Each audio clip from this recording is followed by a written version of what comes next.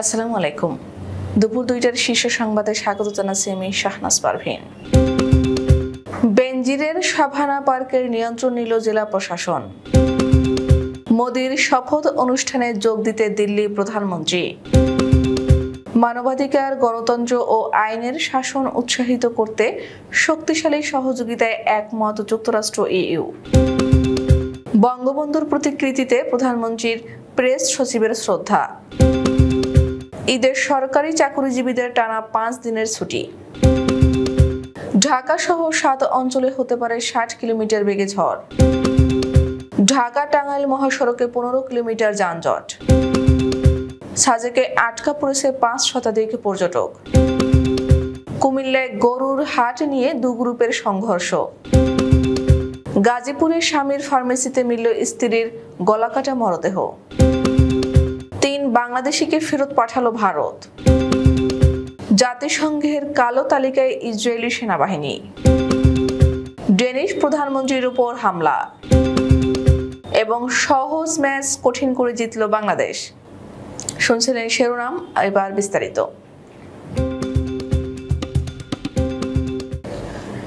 জমি ও সড়ক দখল সহ বিপুল অবৈধ সম্পদ অর্জন করেছেন পুলিশের সাবেক মহাপরিদর্শক বেনজির আহমেদ ও তার পরিবার। আদালতের নির্দেশে এবার তাদের নামে গোপালগঞ্জে করা Savannah eco resort and natural পার্কে রিসিভার নিয়োগ করে নিয়ন্ত্রণ নিয়েছে জেলা প্রশাসন। শনিবার সকাল থেকে গোপালগঞ্জের জেলা প্রশাসকের নির্দেশনা অনুযায়ী পার্কের যাবতীয় কার্যক্রম চালু থাকবে। গতকাল শুক্রবার সন্ধ্যায় গোপালগঞ্জ জেলা প্রশাসন এবং মাদারীপুর ও গোপালগঞ্জের দুর্নীতি দমন কমিশনের 2টি দল পার্কে অবস্থান নেয়। পরে পার্কের অভ্যন্তরে প্রবেশ করে বেনজির ও তার পরিবারের মালিকানাধীন Savannah eco resort and natural পার্কের নিয়ন্ত্রণ বুঝে নেয় তারা। রাত 11:30টার দিকে পার্কের প্রধান ফটকের পাশে মাইকিং করে নিয়ন্ত্রণ নেওয়ার ঘোষণা দেওয়া হয়। এর ফলে আজ থেকে Savannah eco resort and natural park জেলা প্রশাসনের নির্দেশনায় চলবে। ভারতের প্রধানমন্ত্রী হিসেবে 3য় মেয়াদে দায়িত্ব গ্রহণ করতে যাচ্ছেন নরেন্দ্র মোদী। তার শপথ অনুষ্ঠানে যোগ দিতে নয়াদিল্লি গেছেন প্রধানমন্ত্রী শেখ হাসিনা। ফ্লাইটটি দুপুর 12টায় নয়াদিল্লির VVIP বিমানবন্দর পালাম এয়ারফোর্স স্টেশনে অবতরণ করেন। এর আগে বিমান বাংলাদেশের একটি স্পেশাল ফ্লাইট প্রধানমন্ত্রী ও তার সফর সঙ্গীদের নিয়ে শনিবার সকাল 10:15 ঢাকা ত্যাগ করে। প্রধানমন্ত্রীর প্রেস উইং থেকে এ তথ্য জানানো হয়েছে। বিমানবন্দরে প্রধানমন্ত্রী শেখ হাসিনাকে একটি উচ্চ পর্যায়ের ভারতীয় প্রতিনিধি দল এবং ভারতে বাংলাদেশের হাই কমিশনার মোহাম্মদ মুস্তাফিজুর রহমান অভ্যর্থনা জানাবেন।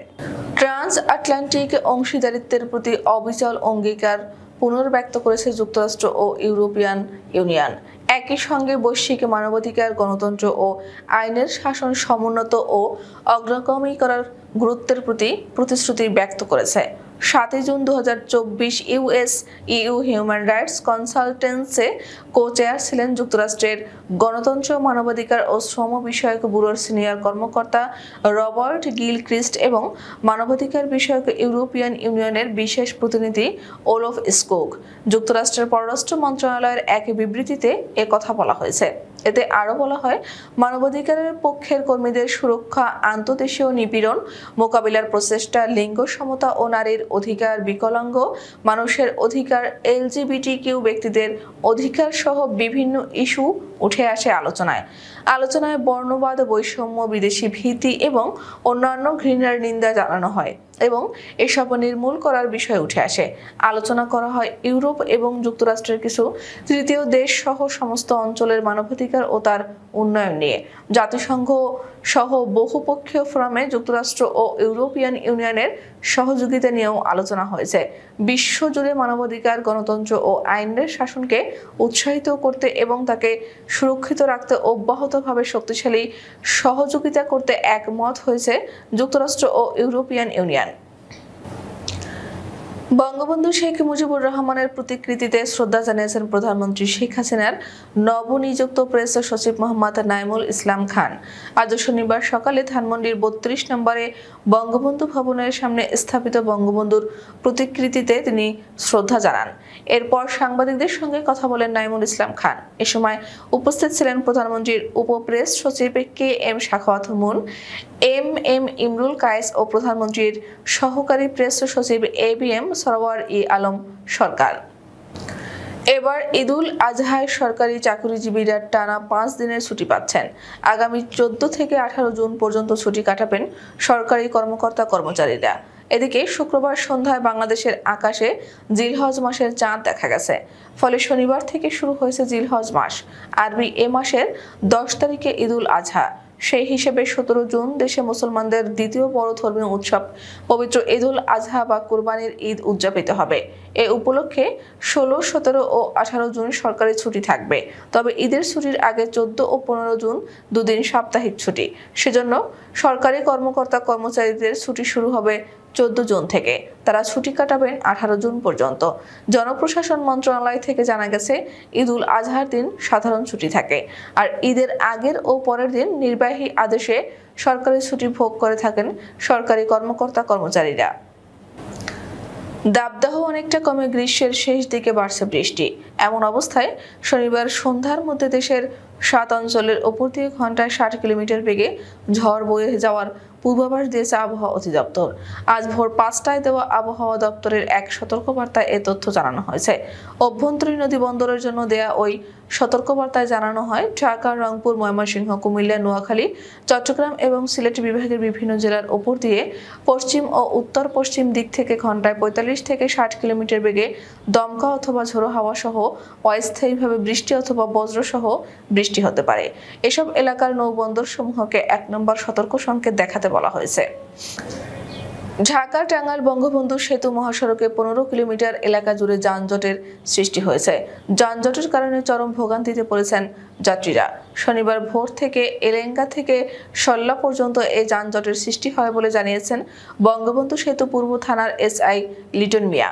এসআই লিটন জানান, বৃষ্টির কারণে উত্তরাঞ্চল থেকে ছেড়ে আসা আমসহ বিভিন্ন পণ্যবাহী ট্রাকের ধীরগতি ও অতিরিক্ত গাড়ির চাপে এলেঙ্গা থেকে বঙ্গবন্ধু সেতুর দিকে যানবাহনের সারির সৃষ্টি হয়েছে। সড়কে পুলিশ কাজ করছে, কিন্তু কাজ কখন শেষ হবে তা জানাতে পারেননি তিনি। মেঘের রাজ্য খ্যাত সাজেক ভ্যালিতে অবরোধের কারণে প্রায় 500 শতাধিক পর্যটক আটক পড়েছে।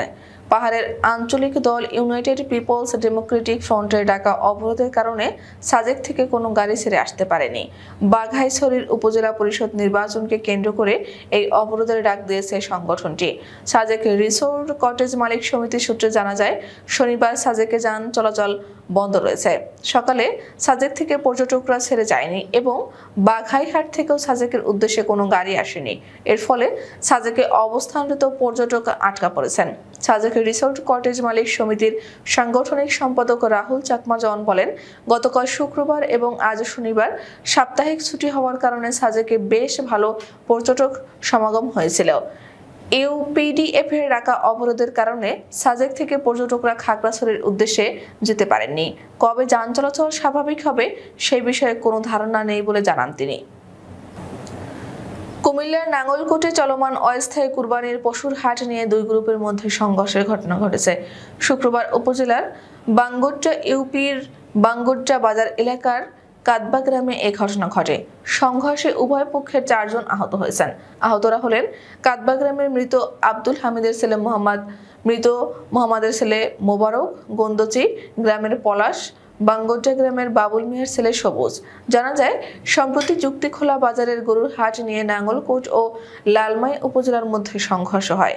এই ঘটনার পর ওই গরুর বাজারটি বন্ধ করে দেয় উভয় উপজেলা প্রশাসন। বাজারটি বন্ধ হওয়ার পর কাদবা গ্রামের হুমায়ুন কবির বজলু কাদবা গ্রামে তার ফিশারি মাটি দিয়ে ভরাট করে সেখানে প্রতি শুক্রবার পশুর হাট বসান। গাজীপুর জেলার শ্রীপুর উপজেলার মুলাইদ এলাকায় একটি ফার্মেসি থেকে রেহেনা আক্তার নামে এক নারীর গলাকাটা মরদেহ উদ্ধার হয়েছে। ঘটনার পর থেকে নিহত রেহেনার স্বামী কিবরিয়া নিখোঁজ আছেন। শুক্রবার রাত 9টার দিকে ওই নারীর স্বামীর ফার্মেসি থেকেই মরদেহটি উদ্ধার করা হয়। নিহত রেহেনা গোপালগঞ্জের ইদ্রিস আলী ভূঁইয়ার মেয়ে। পুলিশ ও এলাকাবাসী জানান, প্রায় 1 বছর আগে স্ত্রী রেহেনা আক্তারকে নিয়ে শ্রীপুরের মুলাইদ এলাকায় মোস্তফা কামালের বাড়িতে ভাড়া ওঠেন কিবরিয়া। সেখানে থেকে গাজীপুর ময়মনসিংহ মহাসড়কের পাশে একটি ফার্মেসি, মোবাইল ব্যাংকিং ও রিচার্জের ব্যবসা করে আসছিলেন তিনি। গত 4 মাস আগে ভাড়া বাসা ছেড়ে দিয়ে রেহানাকে গ্রামে পাঠিয়ে দিয়ে দোকানের ভিতরে বসবাস শুরু করেন কিবরিয়া। 3 দিন আগে রেহানা গ্রাম থেকে এসে স্বামীর সঙ্গে দোকানে বসবাস শুরু করেন। মেহেরপুরের মুজিবনগর সীমান্ত দিয়ে আবারও ৩ বাংলাদেশিকে ফেরত পাঠিয়েছে ভারত। শনিবার ভোরে ভারতীয় সীমান্তরক্ষী বাহিনী তাদেরকে ফেরত পাঠায়। ফেরত আসা ৩ বাংলাদেশি জানান, বিভিন্ন সময় তারা ভারতে গিয়ে পুলিশের হাতে আটক হয়। সেখানে কয়েক মাস কারাগারে থাকার পর গতকাল রাতে বিএসএফ তাদেরকে গাড়িতে করে মুজিবনগর সীমান্তের উপরে নিয়ে আসে। ভোর রাতের দিকে কাঁটাতারের বেড়ার গেট খুলে তাদেরকে বাংলাদেশের ভূখণ্ডে ঠেলে দেওয়া হয়। এ সময় তারা পায়ে হেঁটে সীমান্তের মাঠ পেরিয়ে মুজিবনগরের কেদারগঞ্জ বাজারে পৌঁছায়। সেখান থেকে বাস যোগে নিজ বাড়ি ফিরে যান তারা। এর আগে গত ৩ মার্চ নারী পুরুষ সহ ১৪ জনকে একই সীমান্তে দিয়ে ফেরত পাঠিয়েছিল ভারতীয় সীমান্তরক্ষী বাহিনী। ফিলিস্তিনের গাজায় শিশুদের উপর হামলার কারণে ইসরায়েলি সেনাবাহিনীকে কালো তালিকাভুক্ত করেছে জাতিসংঘ। গাজায় ইহুদিবাদী সেনাদের হামলায় হাজার হাজার শিশু নিহত হওয়ার প্রেক্ষাপটে এই সিদ্ধান্ত নিল বিশ্ব সংস্থাটি। কালো তালিকায় ইসরায়েলের অবস্থানের বিষয়টি নিশ্চিত করেছেন জাতিসংঘে নিযুক্ত ইসরায়েলের রাষ্ট্রদূত গিলাদ আরদান। তিনি সামাজিক যোগাযোগ মাধ্যম এক্সে বলেছেন, তিনি প্রজ্ঞাপন পেয়েছেন এবং এই পদক্ষেপে ক্ষুব্ধ। তিনি বলেন, এটি একটি লজ্জাজনক সিদ্ধান্ত। আমাদের সেনাবাহিনী হলো বিশ্বের সবচেয়ে নৈতিকতা সম্পন্ন বাহিনী। মাত্র এক ব্যক্তি আমাদের বাহিনীকে কালো তালিকাভুক্ত করেছেন। তিনি হলেন জাতিসংঘের মহাসচিব। তিনি সন্ত্রাসবাদকে উৎসাহিত করেছেন। তিনি ইসরায়েলের প্রতি ঘৃণায় পরিচালিত। ডেনমার্কের প্রধানমন্ত্রী মেট ফ্রেডেরিক্সের ওপর শুক্রবার হামলা হয়েছে। রাজধানী কোপেনহেগেনের একটি চত্বরে এক ব্যক্তি তার উপর হামলা চালায়। ওই ব্যক্তিকে গ্রেফতার করা হয়েছে। তবে প্রধানমন্ত্রী হামলায় কতটুকু আহত হয়েছেন তা স্পষ্ট নয়। ঘটনার এক প্রত্যক্ষদর্শী জানান, হামলার পর প্রধানমন্ত্রী হেঁটে চলে গেছেন। তার মধ্যে আহত হওয়ার কোনো আলামত দেখা যায়নি। ওই চত্বরে একটি কফি বারে কর্মরত সোরেন কারগার্ড হামলার পরের ঘটনা সম্পর্কে বলেন, তিনি দৃশ্যত খুব চাপ অনুভব করেছেন। নিরাপত্তা প্রহরীরা তাকে পাহারা দিয়ে নিয়ে যায়। লক্ষ্য মাত্র ১২৫ রান। সেটা তাড়া করতে গিয়েই বিপদে পড়ে গিয়েছিল বাংলাদেশ। শ্রীলঙ্কার বিপক্ষে শেষ পর্যন্ত সহজ ম্যাচ কঠিন করে জিতল নাজমুল হাসান শান্তের দল। একই সঙ্গে শুভ সূচনা করল চলতি টি-20 বিশ্বকাপে। মোস্তাফিজুর রহমান, রিশাদ হোসেনরা দুর্দান্ত বোলিং করে শ্রীলঙ্কাকে ১২৪ রানে আটকে রাখেন। সেটা তাড়া করতে নেমে ৬ রানে ২ ওপেনারকে হারায় বাংলাদেশ। ২৮ রানে দলকে বিপদে রেখে ফেরেন অধিনায়ক শান্ত। এরপর লিটন কুমার দাস ও তাওহিদ হৃদয় মিলে দলকে খাদের কিনারা থেকে উদ্ধার করেন। দুজনে করেন ৬৩ রানের জুটি। লঙ্কান অধিনায়ক অনিন্দু হাসারাঙ্গাকে টানা ৩ ছক্কা মারার পর চতুর্থ বলে আউট হন হৃদয়। তার ব্যাট থেকে আসে ২০ বলে ৪০ রান। শুরু থেকে এক প্রান্ত আগলে রাখা লিটন তখনও উইকেটে ছিলেন, কিন্তু ৮ রানের ব্যবধানে তিনি ফিরলে তাসের ঘরের মতো ভেঙে পড়ে মিডল অর্ডার। ৩৮ বলে ৩৬ রান করেন লিটন। আমাদের পরবর্তী রাত ১০টার শীর্ষ সংবাদ দেখার আমন্ত্রণ জানিয়ে এখনকার মতো বিদায় নিচ্ছি। দর্শক, ভিডিওটি শেষ পর্যন্ত দেখার জন্য আপনাকে অসংখ্য ধন্যবাদ।